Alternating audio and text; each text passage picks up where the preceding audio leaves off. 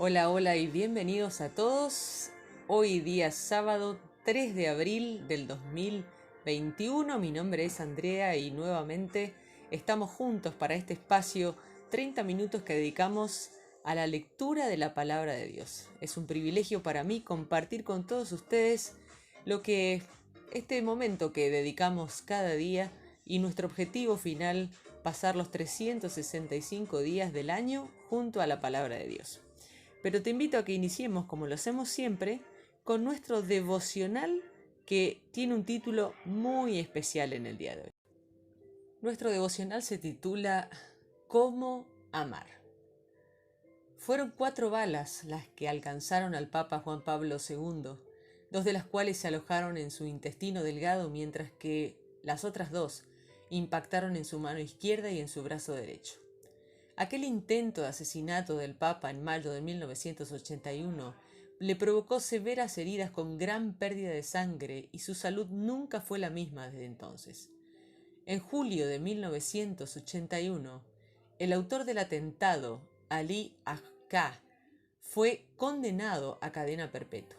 El Papa Juan Pablo II pidió a la gente que orara por esta persona a quien había perdonado de corazón.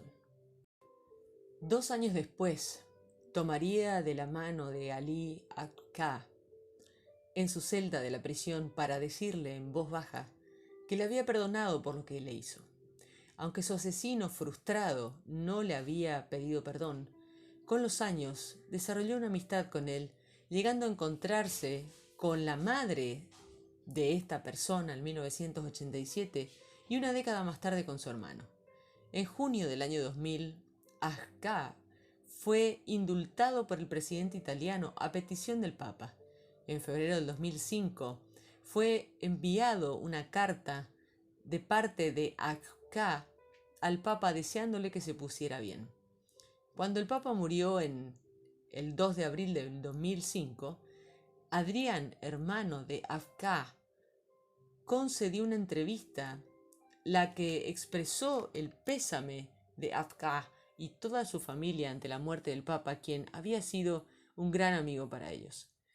La respuesta de amor y misericordia que tuvo Juan Pablo II es ejemplar. El amor y la misericordia de Dios son aún más extraordinarias porque a los pies de la cruz de Jesús se completa el perdón. El amor y la justicia se entrelazan, la verdad y la justicia se abrazan. El Salmo 40 del verso 9 al 17 nos habla del amor y la verdad. Jesús personificó el amor de Dios y también dijo, yo soy la verdad. Y esto lo leemos en Juan capítulo 14 verso 6. El Espíritu Santo derrama el amor de Dios en nuestros corazones. Lo leemos en Romanos capítulo 5 del verso 5. Y también es el Espíritu de verdad, como lo dice Juan capítulo 15 verso 26. La verdad se vuelve dura si no es dulcificada por el amor. El amor se vuelve blando si no es reforzado por la verdad. David canta, no oculto en la gran asamblea tu gran amor y tu verdad. Él ora porque siempre me protejan tu amor y tu verdad. No ve el amor y la verdad como 2 cosas que se excluyan mutuamente en ningún sentido, sino como complementarias. La verdad sobre Dios es que Él te ama, Él es justo y fiel y hace justicia sobre la tierra. Igual que el amor y la verdad van de la mano, así también lo hacen la justicia y la misericordia. Los conceptos de rectitud, como se ven en el verso 10, y la justicia están íntimamente relacionados en las Escrituras. En este pasaje, David suplica la misericordia de Dios basándose en su conocimiento de la rectitud de Dios. No me juzgues, Señor, tu misericordia me han alcanzado mis iniquidades y ya ni puedo ver. El pecado nos ciega. Necesitamos la misericordia y el perdón de Dios para poder ver con claridad. En el capítulo 9 de Lucas aprendemos sobre el amor y la misericordia. ¿Has tenido alguna experiencia culminante de la presencia de Dios en tu vida en la que te has sentido extraordinariamente cerca de Jesús? Este pasaje comienza con una experiencia así. Jesús lleva a la montaña a Pedro, a Juan y a Santiago para orar. Mientras Jesús está orando, lo ven transfigurarse delante de ellos, viéndolo en su gloria. Pedro le dice a Jesús que aquel es un momento grandioso. Todos tomaron una profunda conciencia de la presencia de Dios y escucharon a Dios decir: Este es mi Hijo, mi escogido, escúchenlo. Pero a nosotros, igual que a los discípulos quienes bajaron de la montaña, también nos llega el momento en que tenemos que bajar. Las cumbres nos inspiran, pero maduramos en los valles. En la base de las montañas esperaban los discípulos las duras realidades de la vida: fracaso en su ministerio, faltas de comprensión, rivalidades. Pero la experiencia de la montaña te puede ayudar a ver tu vida de abajo de una manera nueva y diferente. Jesús llama a los discípulos a un amor universal. Te llama a amparar a la gente. El que recibe en mi nombre a este niño, me recibe a mí. Y el que me recibe a mí, recibe al que me envió. Amparar a la gente independientemente de lo que puedan hacer por ti. La manera en que proteges a la gente importa de verdad. Algunas personas son cálidas y acogedoras mientras que otras no. Algunas iglesias son cálidas y acogedoras mientras que otras no lo son. Juan intervino. Vimos a un hombre que expulsaba demonios en tu nombre, pero como no anda con nosotros, tratamos de impedírselo. A lo que Jesús contestó: no se lo impidan, porque el que no está contra ustedes está a favor de ustedes. Acepta a la gente que sea de fuera de tu círculo cercano, tu denominación y tus tradiciones. Si no están en contra de Jesús, están con Él. Dale la bienvenida como seguidores de Él. Por otro lado, no te sorprendas si no siempre eres bienvenido. Hasta Jesús no lo fue. Cuando Jesús se dirigió resueltamente a Jerusalén, envió mensajeros por delante para que fueran a la aldea samaritana a dejar todo listo para él, pero los lugareños no lo recibieron. Mi respuesta inmediata al no ser recibido sería similar a la de Santiago y a la de Juan: buscar desquitarme tal vez. Cuando los discípulos vieron esta manera en la que Jesús fue tratado, le preguntaron: Señor, ¿quieres que hagamos caer fuego del cielo para que los destruya? Pero la venganza no es la respuesta justa. Jesús se volvió a ellos y los reprendió. Jesús, que es la verdad y que habría de cargar sobre sí la justicia de Dios en la cruz, nos muestra qué significa amar incluso a tus enemigos y tener misericordia de ellos. Los capítulos 35 y 36 del libro de Números nos hablan sobre el amor y la justicia. Toda la vida nacional de Israel era dirigida directamente por Dios. Operaba en un mundo muy diferente del nuestro. Algunas de sus leyes son de aplicación universal y otras eran específicas para el antiguo Israel. Aquí vemos los comienzos de un código de prácticas legales específicos para el Israel antiguo. La pena capital por el asesinato era una expresión de lo sagrado de la vida. La pena tenía que ser tan severa porque tomar una vida humana era algo muy serio. Aquella era una sociedad en la que la alternativa, por ejemplo, a la cadena perpetua, no era realmente práctica. Vemos que se hace una distinción entre el asesinato intencionado y lo que era a los efectos prácticos de un homicidio sin hostilidad y sin intención. También vemos los comienzos del derecho al juicio conjurado, es decir, por el pueblo. Quienes eran acusados de un crimen debían presentarse ante el pueblo para ser juzgados. Entonces la congregación juzgará, decía el verso 24. El vengador de la sangre no estaba tomándose una venganza privada. El asunto tenía que ser presentado ante un tribunal, que se llamaba la asamblea, por más de un testigo, y la sentencia era pronunciada por él mismo. Las pruebas tenían que ser muy sólidas y no se aceptaba el rescate por la vida del asesino. El Nuevo Testamento distingue entre los asuntos del Estado y la moral personal. La autoridad gubernamental es establecida por Dios y está al servicio de Dios para bien y no en vano lleva la espada, pues está al servicio de Dios para impartir la justicia y castigar al malhechor, como dice Romanos capítulo 13, verso 4. El Estado se ocupa de la protección de la gente. Permanecer inmóviles consintiendo en la injusticia sería faltar al amor y ser poco cristiano. Sería dejar que el mal se descontrolara e ignorar el dolor de las víctimas. Pero en lo que respecta a la moralidad personal, tanto Jesús como el apóstol Pablo no se toman venganza. Esta actitud de amor y de perdón no niega la justicia, sino más bien es una expresión de confianza en la justicia definitiva de Dios. Al confiar en la justicia de Dios se nos da el poder de imitar su amor.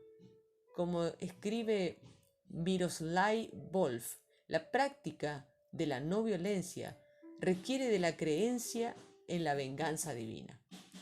Este autor explica que cuando sabemos que el torturador no triunfará eternamente sobre la víctima, somos liberados para redescubrir la humanidad de esa persona e imitar el amor de Dios por ella. La distinción entre nuestra propia moralidad y la del Estado nos crea a todos una tensión por dentro. Somos individuos con un mandato de Jesús de no vengarnos o buscar revancha. También somos ciudadanos del Estado con un deber de prevenir el crimen y llevar a los criminales ante la justicia. No es fácil aguantar esta tensión, pero una actitud de amor requiere que lo hagamos. Nuestra motivación tiene que ser siempre el amor y la justicia, no la revancha o la venganza. Debemos actuar con una actitud de amor en todas las situaciones. Comenzamos nuestra lectura del día de hoy en el libro de Salmos, capítulo 40, versos 9 al 19. Le he dado todo el mundo la buena noticia de tu victoria, y sabes que nunca dejaré de hablar de ello, Señor. Señor, no he guardado para mí la maravilla de tus obras. He hablado públicamente de tu justicia y de tu salvación. No he escondido a la gran asamblea tu fiel amor ni tu verdad. No seas tacaño, Señor, con tu compasión. Que tu fiel amor y fidelidad me guarden para siempre, porque se me han venido encima muchas desgracias. Mis pecados me han atrapado y no puedo escapar de ellos. Son tantos los pecados que he cometido que he perdido todo valor. Señor, por favor, rescátame. Señor, ven pronto a ayudarme. Que todos los que buscan destruirme terminen sintiéndose avergonzados y humillados. Los que quieren hacerme daño se retiren sin lograr nada. Los que se burlan de mí retrocedan avergonzados. Y los que buscan tu ayuda encuentren dicha y felicidad. Que los que aman tu salvación puedan alabarte siempre diciendo: ¡cuán grande es el Señor! Señor, ten compasión de mí, aunque sea tan solo un hombre pobre e indefenso. Dios mío, tú eres quien me ayuda y me salva. No llegues demasiado tarde. Libro de Lucas, capítulo 9, versos 28 al 56. Más o menos 8 días después de decir estas palabras, Jesús llevó a Pedro, a Juan y a Santiago a una montaña a orar. Mientras Jesús oraba, su cara cambió y su ropa se volvió de color blanco muy brillante. Entonces 2 hombres hablaban con él. Eran Moisés y Elías, que se veían también llenos de esplendor. Los 2 hablaban de la muerte de Jesús que iba a ocurrir en Jerusalén. Pedro y los que estaban con él se habían quedado dormidos, pero cuando se despertaron vieron la gloria de Jesús y también a los 2 hombres que estaban al lado de él. Cuando Moisés y Elías se iban, Pedro, sin saber lo que decía, le dijo a Jesús: Maestro, qué bueno que estemos aquí. Permítenos hacer 3 chozas, una para ti, otra para Moisés y otra para Elías. Pero mientras decía esto, una nube llegó y los envolvió. Los seguidores estaban muy asustados cuando entraron en la nube. Entonces salió de la nube una voz que decía: Este es mi Hijo, mi elegido, escúchenlo. Después de que se dejó oír la voz, Jesús quedó solo. Pedro, Juan y Santiago guardaron silencio. Por un tiempo no le dijeron a nadie lo que habían visto. Al día siguiente bajaron de la montaña y mucha gente salió al encuentro de Jesús. Justo en ese momento un hombre de la multitud gritó: «Maestro, te ruego que veas a mi único hijo, porque un espíritu se apodera de él. De repente grita, luego lo tira al suelo y le sale espuma por la boca. El espíritu lo sigue atormentando y lo deja rendido. Le rogué a tus seguidores que expulsaran al espíritu, pero no pudieron». Cuando Jesús escuchó esto, dijo: «Partida de incrédulos y pervertidos, ¿cuánto tiempo más tendré que estar con ustedes? ¿Hasta cuándo tendré que soportarlos?». Entonces Jesús le dijo: «Trae tu hijo aquí». Cuando el muchacho se acercaba, el demonio lo tiró al suelo y lo hizo convulsionar. Pero Jesús reprendió al espíritu maligno, sanó al muchacho y lo regresó a su papá. Toda la gente estaba asombrada por el gran poder de Dios. Mientras toda la gente estaba asombrada de lo que Jesús había hecho, Él le dijo a sus seguidores: «Pongan mucha atención a lo que les voy a decir ahora. El Hijo del Hombre está a punto de ser entregado en manos de los hombres». Pero ellos no entendieron lo que decía, porque el mensaje estaba oculto para que no pudieran entenderlo. Tenían miedo de preguntar qué quería decir. Los seguidores de Jesús comenzaron a discutir sobre quién de ellos era el más importante. Jesús sabía lo que estaba pasando, por eso tomó un niñito y lo puso a su lado y les dijo: «El que reciba en mi nombre a un niño como este, me recibe a mí. Y si me recibe a mí, también recibe a mi Padre que me envió.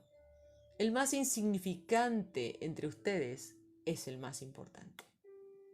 Juan le dijo: «Maestro, vimos a alguien expulsando demonios en tu nombre y tratamos de impedírselo porque no era uno de nosotros».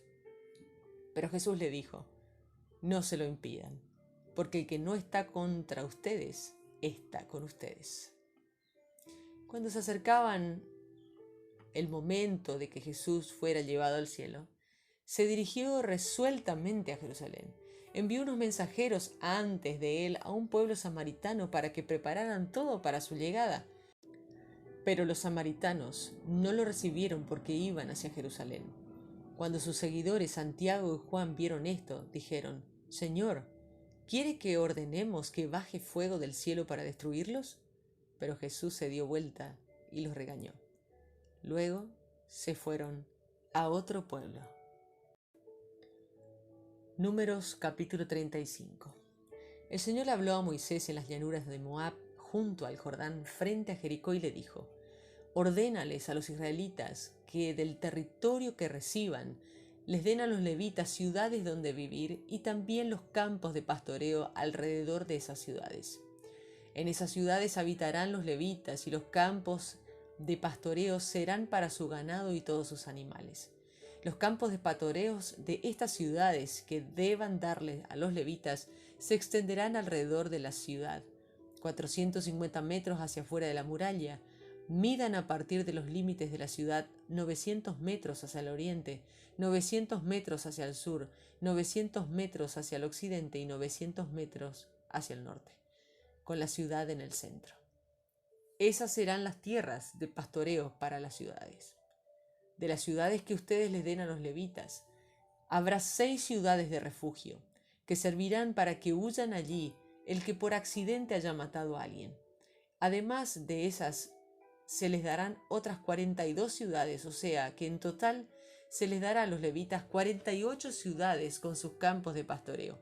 La mayoría de las ciudades serán cedidas por las tribus grandes. Las tribus pequeñas cederán pocas ciudades.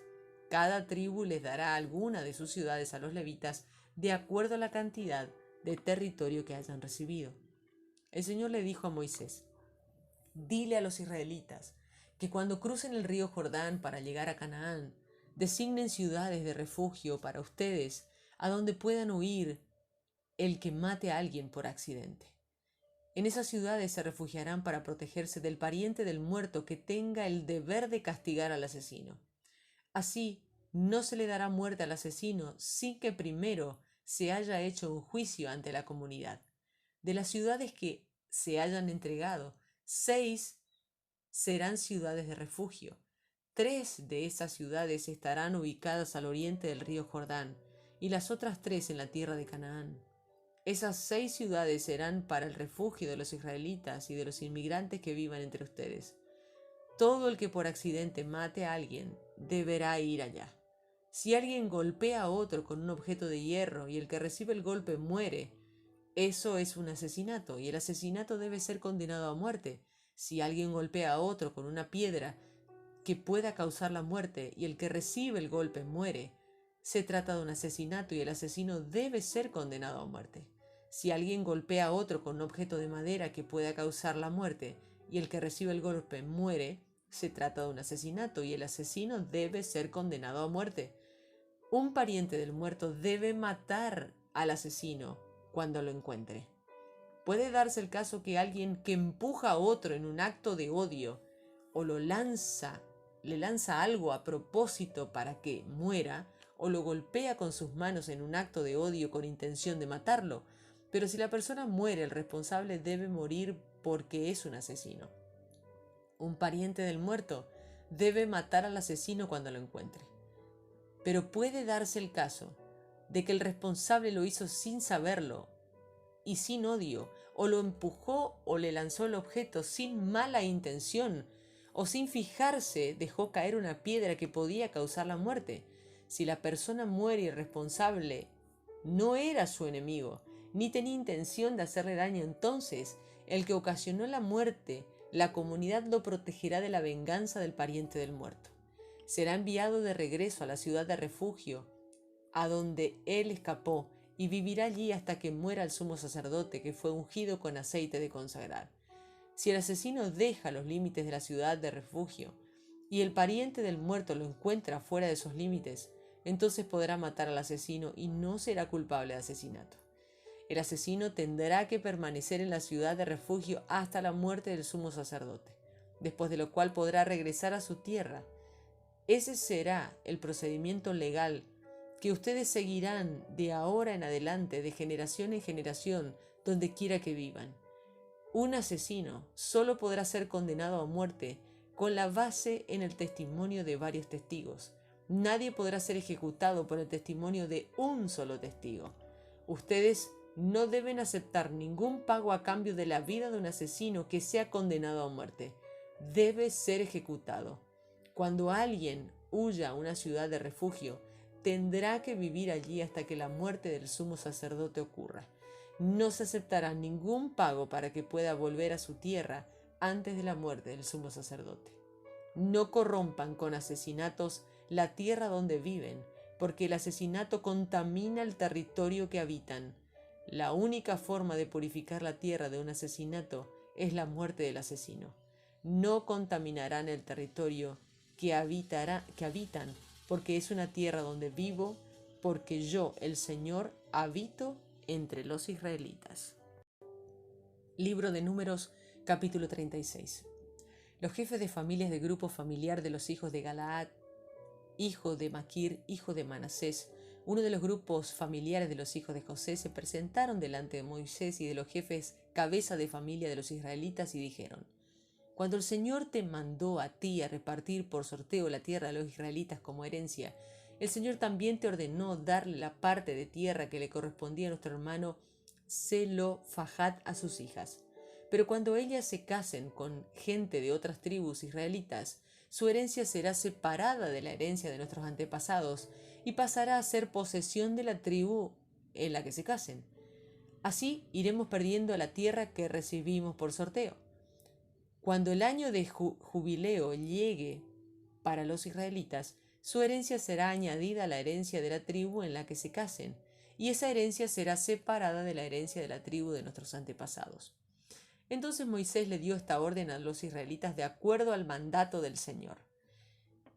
Lo que la tribu de los descendientes de José dice es justo. Esto es lo que el Señor ordena respecto de las hijas de Zelofajad. Ellas podrán casarse con alguien que sea siempre y cuando sea alguien de la misma tribu del papá de ellas. Ninguna parte de la herencia de los israelitas debe ser transferida de tribu a otra. sino que cada una de las tribus de los israelitas conservará su propia herencia. Toda mujer israelita que herede tierra debe casarse con alguien de su misma tribu, del papá de ellas. Así los israelitas podrán recibir en herencia la tierra de sus antepasados.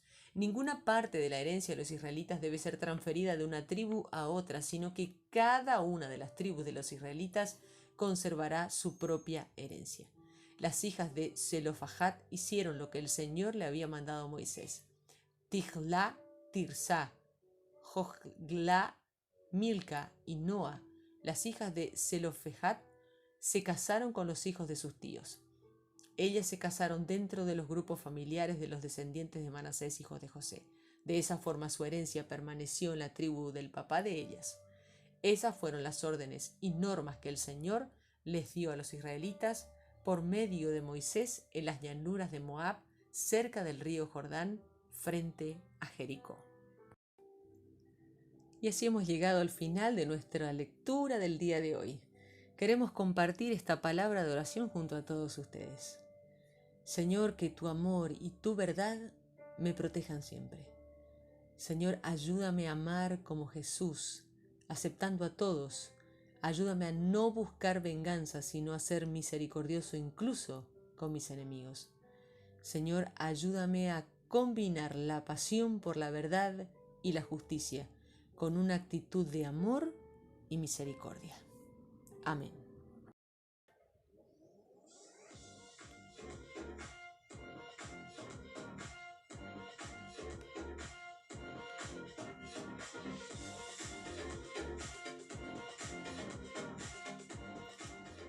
Y así llegamos al final de nuestra edición de hoy. Les agradezco enormemente acompañarme en estos 30 minutos que dedicamos junto a la palabra de Dios. Les deseo a todos un bendecido fin de semana, un fin de semana muy especial, este fin de semana de Semana Santa en toda nuestra República Argentina y en el mundo entero. Así que espero que tengan un tiempo especial de meditación, de profundidad, de cercanía con nuestro Señor. Mi nombre es Andrea y los espero mañana para seguir nuevamente en este tiempo que compartimos juntos, en esto que llamamos Lee conmigo la Biblia. Bendiciones.